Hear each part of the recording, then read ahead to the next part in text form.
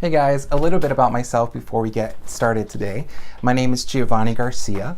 I am in the 3-year program here at APU in the Marriage and Family Therapy program.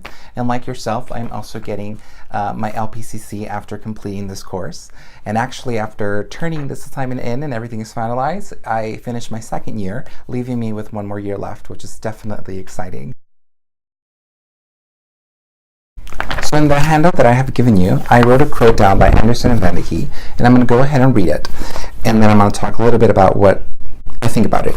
So career counseling creates an interaction process between the client and the counselor, similar to counseling for other major psychological concerns. A career counselor pays full attention to the holistic view of the client as the client creates a bigger picture of his or her identity. I have to admit, prior to taking this course, my perception of career counseling was pretty much coming into an office and giving somebody a job. I had no idea that it was a much bigger process, that it's not just about giving somebody jobs, or it's not even about that. It's pretty much helping clients come to an understanding of how to organize information, how to help them process it, how to incorporate their values, and assist the clients in finding out what their values are, what their likes, what their dislikes are, what they want, what makes them feel secure, how does their decision affect their overall environment, their families, their personal well-being. And it's pretty much looking at it like the quote says, from a very holistic point of view. It's not just a specific job area, it's looking at the entire person. So that's pretty much what I have gained as far as my perception of what career counseling is in taking this course.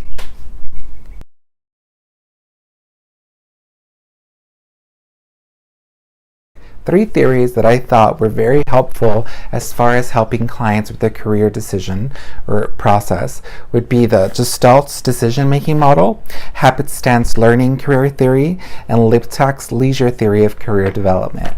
All of these theories pretty much help and assist clients to try to figure out, their likes, their values, and how that comes into play in regards to in a work environment. For instance, in decision-making models, you would gather as much information about whatever, decision that they're trying to make, whether it be a work title or school, and gather as much information. And then in knowing that information, how, the option exemplifies your values, your beliefs, and and kind of making rational decisions, but then at the same time intuitive decisions. And then a happenstance learning theory, how one can learn ways to perceive unexpected occurrences in a different way, and how one can learn skills to try to overcome those kind of obstacles and continue to live on and pursue whatever kind of career decision that they may have, or life in general, and experience ultimate life satisfaction. To even Liptak's leisure theory about figuring out what you like and what you don't like, and how that fits with your work environment, how that goes hand in hand. And I know I didn't talk about them briefly, but you can go ahead and look at your outline that I have for you, which details certain steps. But these 3 theories really help a client to really understand their own values, their beliefs, and how that can be incorporated in the decision process when it comes to deciding what career choice they would want to accomplish or obtain.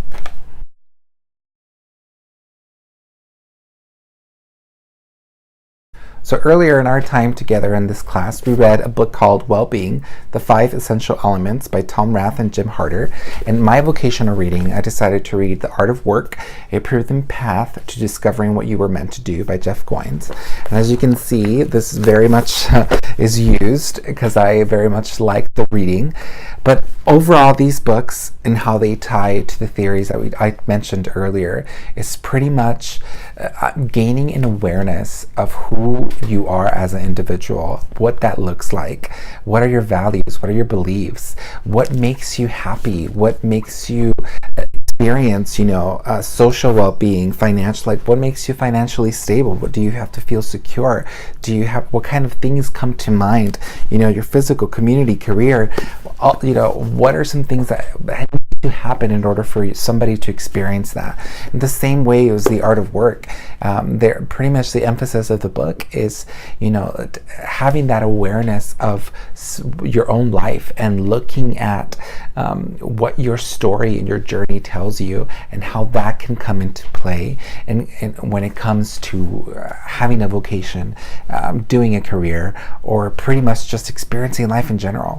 And I think pretty much all of these come hand to hand in a bigger picture as far as, what is the ultimate goal is to pretty much experience life satisfaction. What makes you happy? You are unique. You're an individual, and our goal as career counselors is to be able to teach that to the clients that come in. It's not just about a job, it's about who you are as a person and how that exemplifies in whatever a job field or a decision that you make when it comes to, experiencing life satisfaction.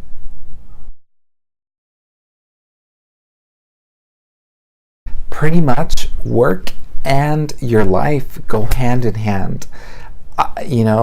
If we are struggling in our job environment, you got to admit sometimes that affects other areas of our life. And it comes to show that we as human beings are not just one specific subject or can be defined in one specific way. We are very much a broad and complex beings, and it's important for us to really acknowledge as therapists and also as people that we are very much a holistic kind of individual, and that's something that I definitely want to plan to do in regards to my practice and in this field, is to view clients from a very holistic perspective, that it's not just about what they bring in, but who are they as a whole and how that comes across in other areas of their lives.